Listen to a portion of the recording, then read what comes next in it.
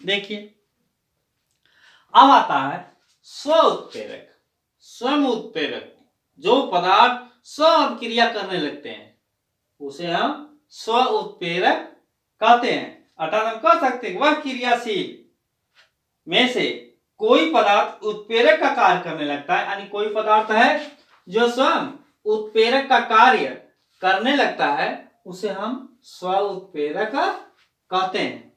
इनमें देखते हैं जैसे आप ले लीजिए CH3 CH3 COO C2H5 equal two plus H2O plus H2O।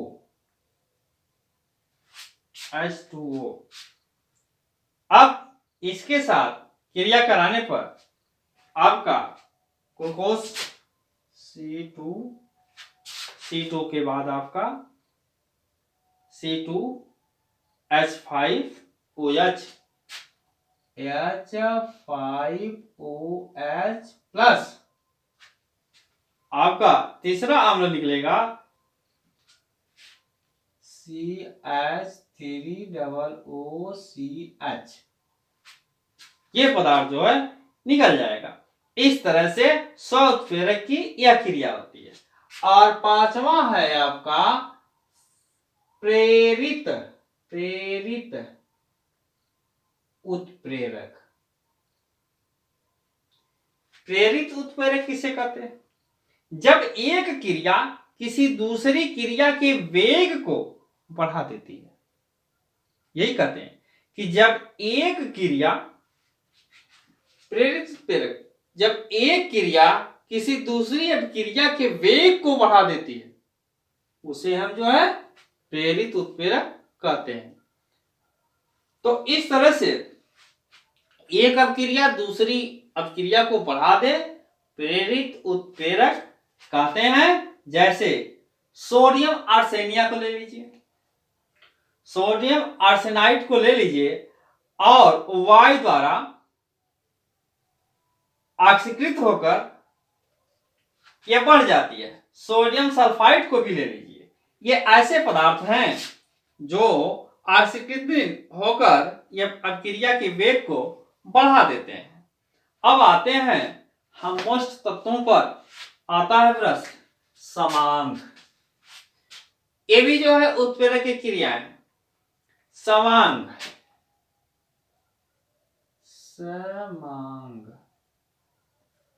समांग उत्प्रेरक। उत्प्रेरक दो है मुख्यतः एनसीईआरटी बुक के अनुसार।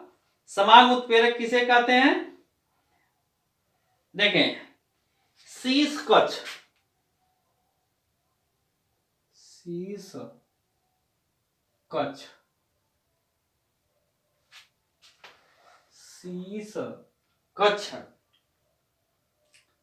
अर्थात शीशा कक्ष विधि।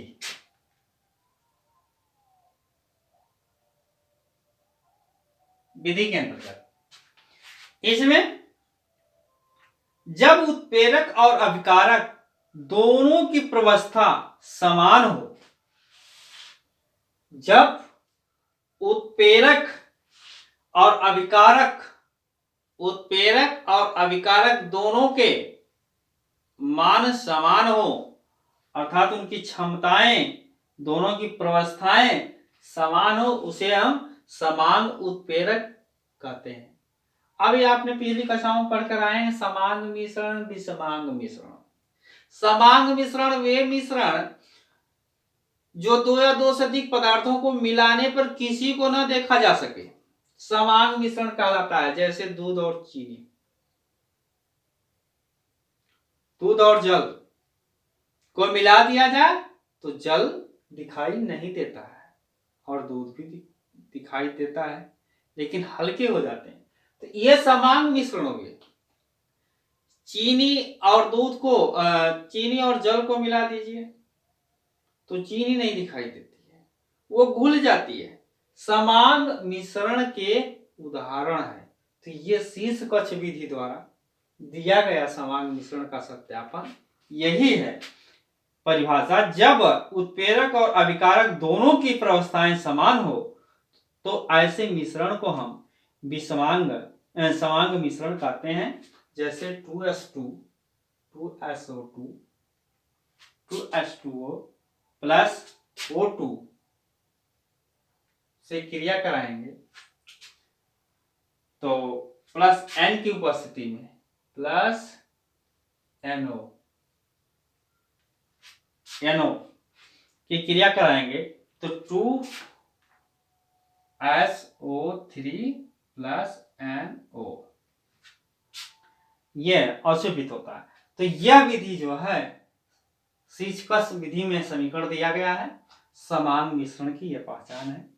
दूसरा है विषमांग।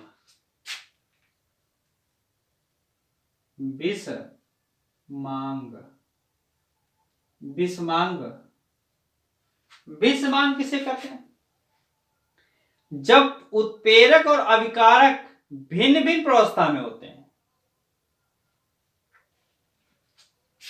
यह हावर विधि द्वारा है।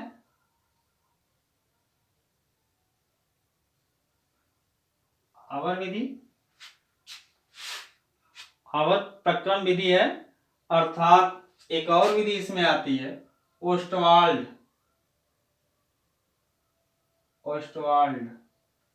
विधि। इन दोनों विधियों में देखते हैं विषमांग ऐसे पदार्थ जिसको मिलाने पर किसी एक पदार्थ को देखा जा सके उसे विषमांग कहते हैं। तो ये विषमांग उत्प्रेरक विषमांग मिश्रण हम पढ़ रहे हैं दोनों। तो विषमांग में कहा गया जब उत्प्रेरक और अभिकारक भिन्न भिन्न प्रावस्थाओं में दिखाई देते हैं उसे विषमांग उत्प्रेरक कहते हैं। जैसे NH4NH3 प्लस SO2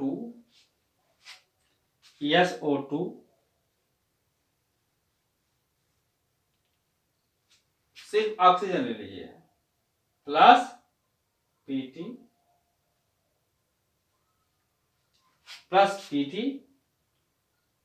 बराबर 2SO3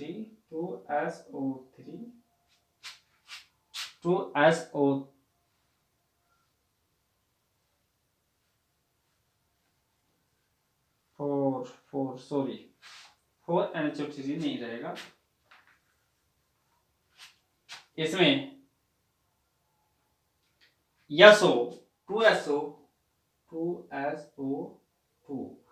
PT की उपस्थिति में ऑक्सीजन को लिया गया तो ये 2SO3 प्लस PT और इसी का ओस्टवाल्ड विधि का समीकरण है N2 प्लस नाइट्रोजन के ले लिया हमने, फिर H2 हाइड्रोजन को ले लिया।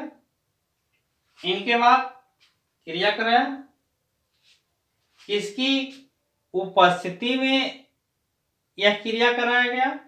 E की उपस्थिति में। E की उपस्थिति में क्रिया कराया गया तो 2NH3 बचा 2NH3 ये आपकी क्रियाएं जो है सत्यापित होती है। तो इस तरह से यह प्रक्रियाएं सत्यापित होती है। अब इसके पहले ऋणात्मक उत्प्रेरक पढ़ चुके, स्व उत्प्रेरक पढ़ चुके, प्रेरित उत्प्रेरक पढ़ चुके, समांग और विषमांग पढ़ चुके। अब आता है प्रश्न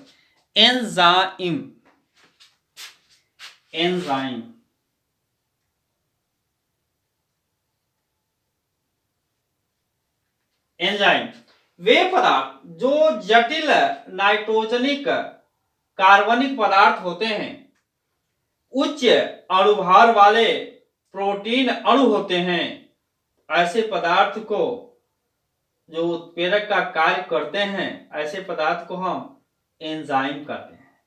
एंजाइम में आपके वही होते हैं जो वे पदार्थ जो जटिल नाइट्रोजनिक कार्बनिक पदार्थ होते हैं, उच्च अणुभार वाले प्रोटीन अणु होते हैं, वे आपके उत्प्रेरक कार्य करते हैं, उसे हम एंजाइम उत्प्रेरक कहते हैं। जैसे नंबर 1 ग्लूकोज ले लीजिए।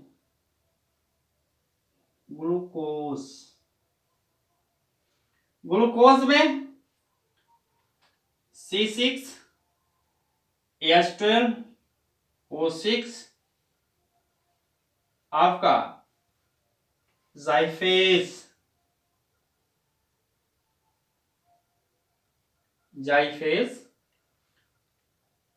2C2H H में 3OH प्लस बचा का इधर से टैली कर लीजिए संतुलित समीकरण में 2CO2 बच गया।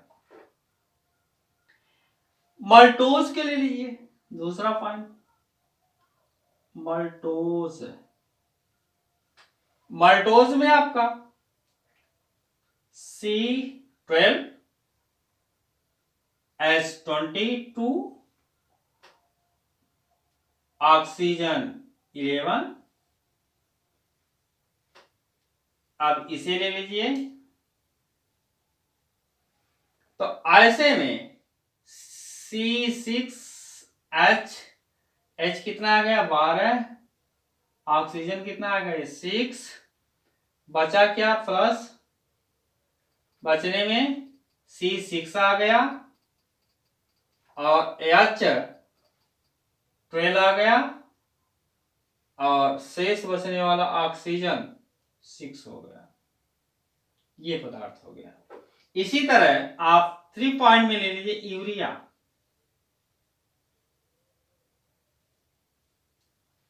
यूरिया के रिप्रोडक्शन में दिखाएंगे आप सीधा सा NH2 ले लीजिए, CONH2 प्लस हाइड्रोजन के साथ जल के साथ रिप्रोडक्शन क्रिया कराइए, नाइट्रोजन का सूत्र हो गया। इसके बाद यूरिया का सूत्र है 2NH3 NH3 प्लस निकाल लीजिए कार्बन डाइऑक्साइड CO2। इस तरह से दूसरा एग्जांपल ले लीजिए, फोर्थ में दही का दही में परिवर्तन, दूध का दही में परिवर्तन। अगला है दूध का दही में परिवर्तन।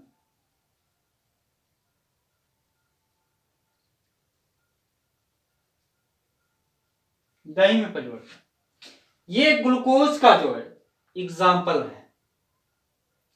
कहा गया इसी को वे पदार्थ जटिल नाइट्रोजन कार्बनिक होते हैं, जो उच्च अणु वाले प्रोटीन अणु होते हैं, जो उत्प्रेरक का कार्य करते हैं और ये परिवर्तित होते हैं। ऐसे पदार्थ को हम एंजाइम का रूप देते हैं, एंजाइम कहते हैं। अब इसके बाद वीडियो विलयन का दूसरा भाग अगले वीडियो में हम देंगे। ये पार्ट्स हुआ।